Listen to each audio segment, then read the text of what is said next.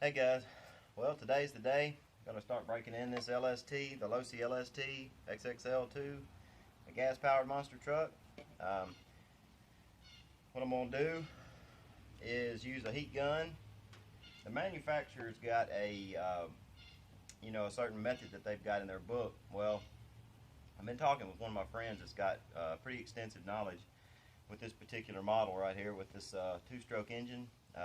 His name's Botajel, Botajell. If you hadn't checked out his channel, check his channel out. Great guy, very helpful guy, very knowledgeable about these type engines. So been talking with him, and I'm going to show you this break-in process that he's been telling me about. What we're going to do is heat this engine up to 200 degrees before we ever start it. Fill the tank all the way up, start the engine up, and let it idle off the ground. The book says to drive it in figure eights and not to idle, but the reason it tells you not to idle it is because the engine won't reach operating temperature. But with the use of this heat gun, I'm going to be able to, and the temperature gauge, I'm going to be able to use the heat to keep the temperature up at operating temperatures of 195 to 200 degrees.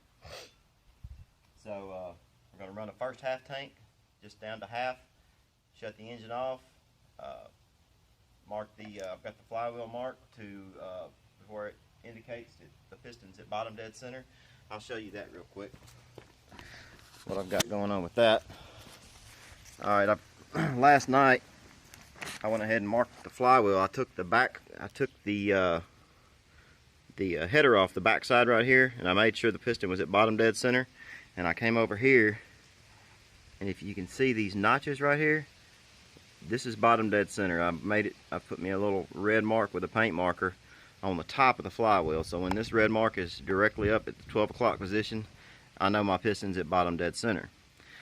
So what I'm going to do is I'm going to run the first half of the tank on idle, maybe giving it just a little bit of throttle every now and then if I want to. We're going to run it and then shut it off, immediately rotate this by hand and put it at the mark straight up where I know my piston's at bottom dead center, so my sleeve can contract back down to size, and not, if your piston's up near the top of the sleeve, then it's going to contract around that piston and it's going to mess it up. It's not going to do right whenever you go to break it in. It's not good for the sleeve, I'll just put it that way, and the piston. The needle settings to start out, the factory, I went ahead and pre-checked this when I got it just to make sure, because when you get something in shipping, it can always move. So rotate this clockwise till it seats fully and back it out 18 hours. That's it's got 6 marks on here. Each mark is 2 hours. So you rotate it clockwise and then back it out 18 hours. The low speed needle is the same thing. This has got 12 marks on it. Each one is an hour. Screw this all the way in clockwise and then back it back out 30 hours, and that's the factory break-in settings for this model. So we're going to go ahead and get this engine coming up to 200 degrees. We'll go ahead and prime it, start it, and let it idle for the first half tank. Be right back.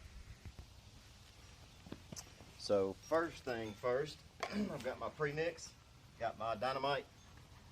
I've got the Dynamite brand oil mixed 14:1 with 93 octane fuel. Another thing I'll say too that I don't know if many people think about, when you go to get your 93 octane fuel, what I do is I select 93 octane and I put a half gallon in my truck first, because if you think about it, most people get 87 octane, and being that you're only getting a gallon of gas, you're going to have whatever's in that hose between where the valve is that selects what, 87, 89, or 93. You're going to have a hose full of probably 87 octane that you're going to get in your small gallon, so it's going to dilute that octane rating.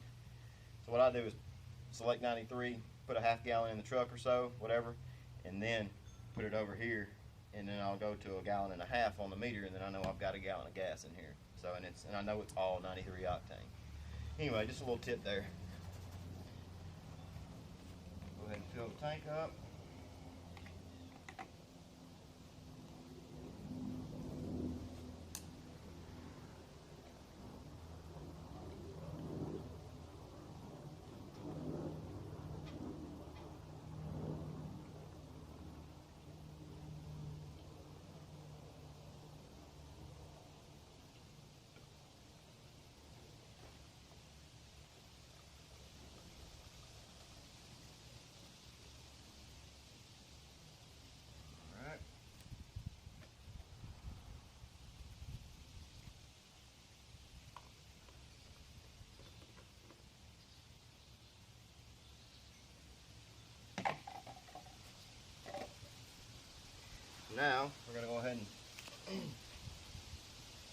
By the way, this temperature gun I got, I bought this one at Lowe's. See if you can see it better.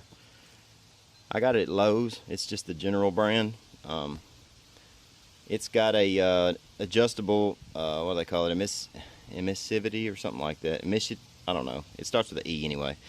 But that's to select what surface you're going to be measuring. That's the reason I got this one. It's also got the laser, the laser right there, so you can see exactly where you're pointing. Set it to 77E, which is what they recommend for this engine. What I'm going to do is take the measurement on the side of the block, right where it says Dynamite, where the Dynamite logo's at, and that's where we're going to take the reading for that. So go ahead and turn on our heat gun and get this engine up to 200 degrees. Moving it all around, make sure we get it all evenly good and saturated with heat before you ever start.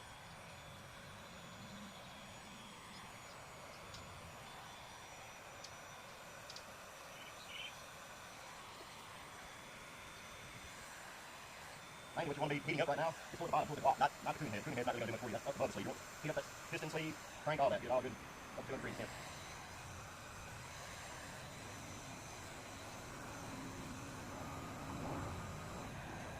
So 172. So you want to make sure you're keeping the high temp heat gun like this. You want to make sure you keep it moving. Melt something, don't. Not careful anyway.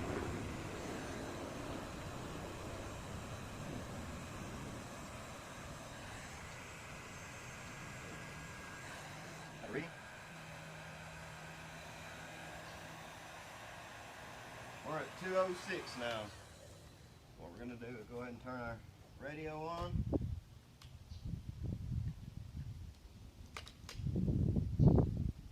Yeah, we're good and hot. Turn our truck on, test our radio.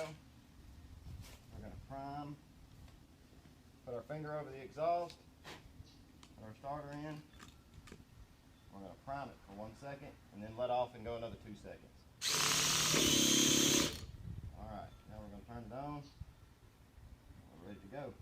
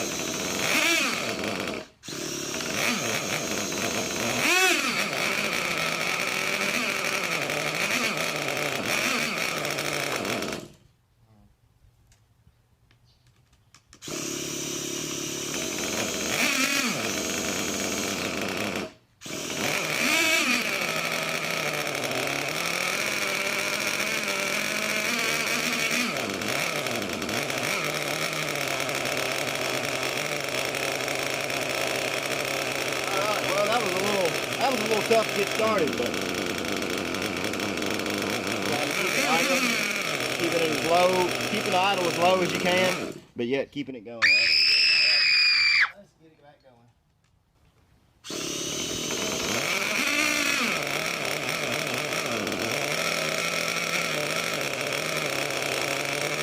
Yeah, you may have to give it a little bit of gas in order to keep it going at first. Just kind of do whatever you got to do to keep the engine going at first until it gets warmed up good, and then it should stay. Actually, it's because the engine is so tight. Once that engine and that sleeve starts loosening up, it'll stay running a lot better for you. Everything is real tight when it's a new engine. That pinch on that sleeve.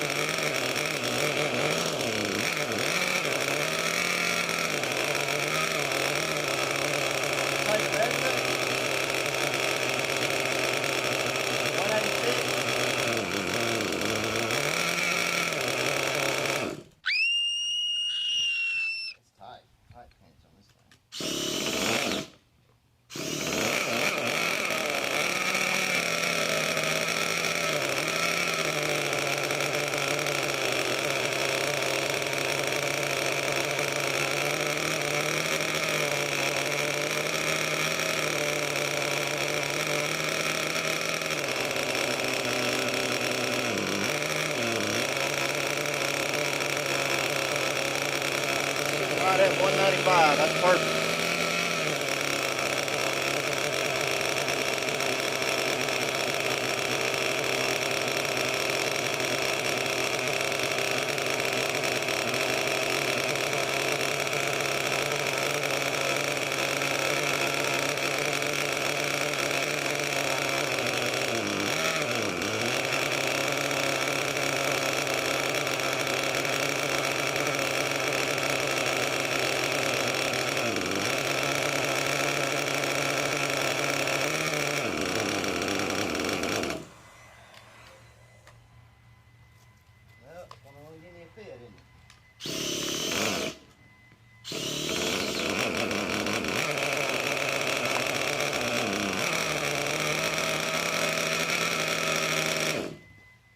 Come on now.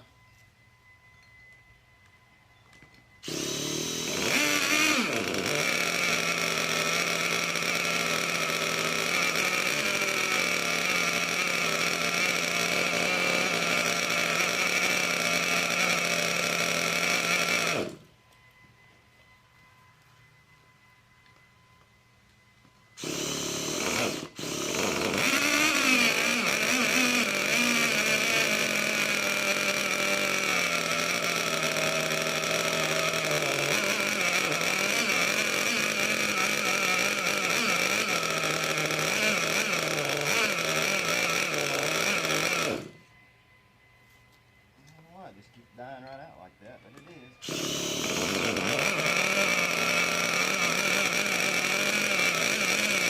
Anyways, you get the idea. We're going to get this going, keep it going, running right around 200 degrees for the first half tank. Then we're going to turn it off, rotate the piston to bottom dead center, and let it cool down completely, and then do the same thing for the second tank. Be back for the start of the second tank. Alright guys, we're at a half tank now. Can't really see it that well on the camera, but we're going to turn the engine off. Turn the engine off and immediately rotate the mark straight up 12 o'clock that I've made to indicate that I'm at bottom dead center. And we're going to let it cool off. Now while it's cooling off, after it gets cooled off, what I'm going to do is I'm going to fill this fuel tank. I'm going to fill this fuel tank back up full.